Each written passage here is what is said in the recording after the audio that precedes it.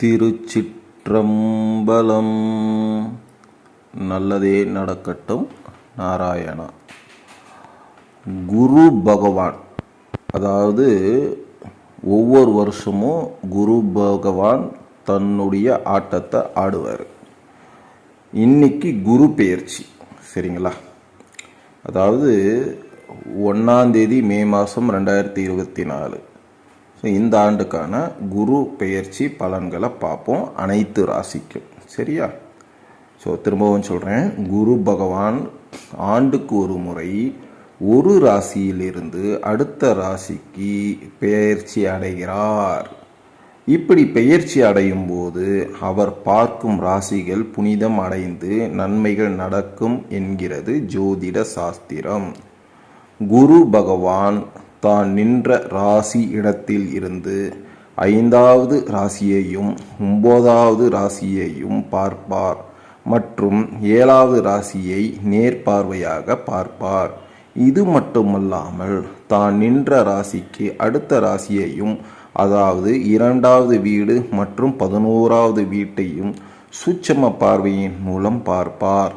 குரு பகவானின் பார்வையானது 5, 7, 9 மற்றும் 2, 11 என 5 ராசிகளை பார்ப்பார். ஒருவர் ஜாதகத்தில் எந்த தோஷம் இருந்தாலும் குரு பார்வைப்பட்டால் அந்த தோஷம் நீங்கும் என்பது ஜோதிட விதி. அதாவது ஒருவருக்கு திருமணத்தில் தடை இருப்பதாக இருந்தால் குரு பார்வைப்படும்போது தடை நீங்கி திருமணம் கைகூடும் என ஜோதிடம் உறுதியாக கூறுகிறது. அதுதான் உண்மை. விதியை மாற்றும் வல்லமை குரு பகவானுக்கு மட்டுமே உள்ளது என ஜோதிட சாஸ்திரம் கூறுகிறது. குரு யார்? குரு யார்? சரியா? அப்படின்னு பார்ப்போம். ஜோதிட சாஸ்திரத்தில் தனகாரகன் என்றும் புத்திரகாரகன் என்றும் தேவகுரு என்றும் அழைக்கப்படுகின்றவர் தான் பிரகஸ்திபதியான குரு. மிகவும் உன்னதமான சுபகாரகத்துவங்களை செய்வதில் முக்கியத்துவம் வாய்ந்தவர். மேலும் சுபகாரியங்களுக்கான காரணகர்த்தாவே இவர்தான் என்று கூறினாலும் மிகையல்ல. அதனால்தான் என்னவோ குருவின் பார்வை கோடி நன்மைகள் என்றும் கூறுவார்கள். குருவின் பெயர்ச்சி எப்போது? சரியா? குருவோட பெயர்ச்சி எப்போது அப்படின்னு பார்ப்போம். வாக்கிய பஞ்சாங்கம். மங்களகரமான குரோதி வருடம் வாக்கிய பஞ்சாங்கத்தின் அடிப்படையில் சித்திரை மாதம் 18ஆம் தேதி, அதாவது 1/5/2024 முதல் இயற்கை சுபாரான குருதேவர் கிருத்திகை முதல் பாத நட்சத்திரத்தில் இருந்து கிருத்திகை 2ஆம் பாத நட்சத்திரமான ரிஷபராசிக்கு, அதாவது மேச ராசியில் இருந்து ரிஷபராசிக்கு சஞ்சாரம் செய்ய உள்ளார். திருக்கணித பஞ்சாங்கத்தின்படி பார்ப்போம். சரியா? முதல்ல நான் சொன்னது வாக்கிய பஞ்சாங்கம், இப்போ நான் சொல்ல போகிறது திருக்கணித பஞ்சாங்கம். மங்களகரமான குரோதி வருடம் திருக்கணித பஞ்சாங்கத்தின் அடிப்படையில் சித்திரை மாதம் 18ஆம் தேதி 1/5/2024 முதல் இயற்கை சுபாரான குருதேவர் கிருத்திகை முதல் பாத நட்சத்திரத்தில் இருந்து கிருத்திகை 2ஆம் பாத நட்சத்திரமான ரிஷபராசிக்கு, அதாவது மேசராசியில் இருந்து ரிஷபராசிக்கு சஞ்சாரம் செய்ய உள்ளார். குருவின் பார்வைப்படும் நட்சத்திர ராசிகள். குருவோட பார்வைப்படும் ராசிகளை பற்றி பார்ப்போம். குருவானவர் தான் நின்ற ராசியிலிருந்து 5ஆம் பார்வையாக கன்னி ராசியையும், 7ஆம் பார்வையாக விருச்சிக ராசியையும், 9ஆம் பார்வையாக மகர ராசியையும் பார்க்க இருக்கின்றார். குருவின் பெயர்ச்சியால் நன்மை அடையும் ராசிகள் என்னென்னு பின்வருமாறு பார்ப்போம்.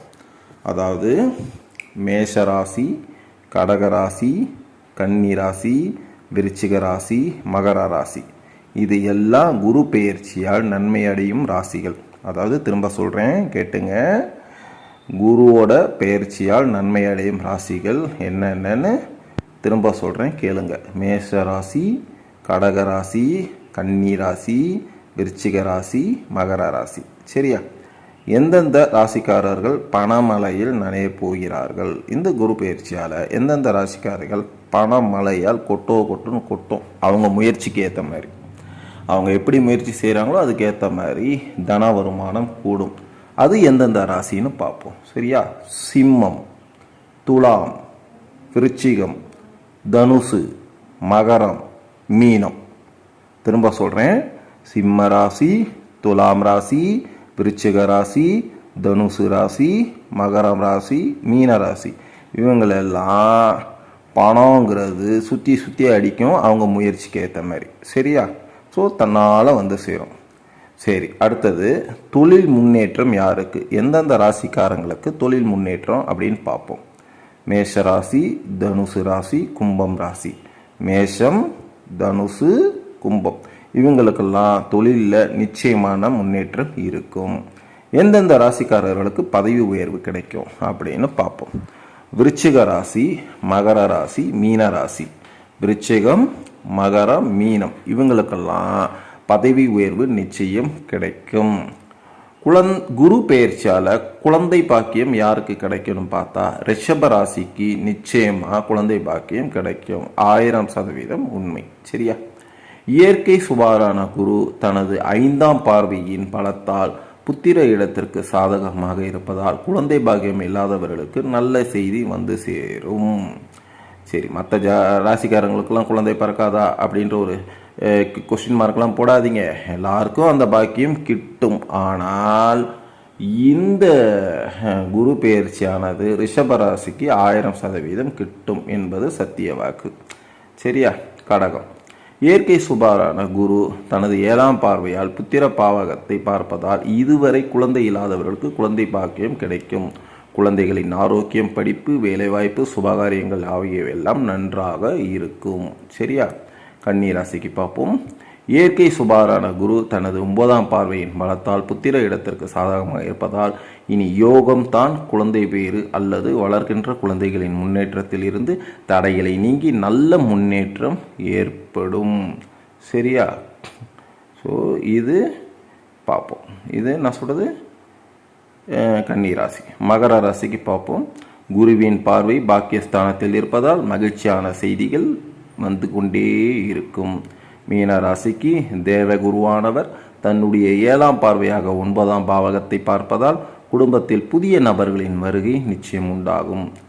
குரு பெயர்ச்சியில் ஏற்படும் சுப பலன்களை அவரவர் ஜென்ம ஜாதகத்தில் உள்ள திசா புத்திக்கு ஏற்ப குரு பகவான் அளிப்பார். அதாவது திசா புத்தியானது உங்களுக்கு சாதகமாக இருந்தால் அதிக அளவு நன்மையையும் குறைந்த அளவு தீமையையும் வகுக்க வல்லது. ஆகையால் இந்த குரு பெயர்ச்சி மற்ற ராசிகர்களுக்கு சுமாராக இருந்தாலும் நான் ஏற்கனவே சொன்ன மாதிரி ஒரு சில ராசிகாரர்களுக்கு பணமழை கொட்டுன்னு கொட்டும். அதற்கு ஏற்ற மாதிரி உங்களுக்கு தகுந்த பிரச்சனைகளும் வந்து சேரும். அதை சமாளிக்க ரெடியாக இருங்க. இறைவன் உங்களுக்கு துணை இருப்பார். சரியா? இதுதான் உண்மை. இதை ஒரு குறுகிய உங்களுக்கு புரிகிற மாதிரி இதை சொல்லப்போனால் மணிக்கணக்காக சொல்லலாம்.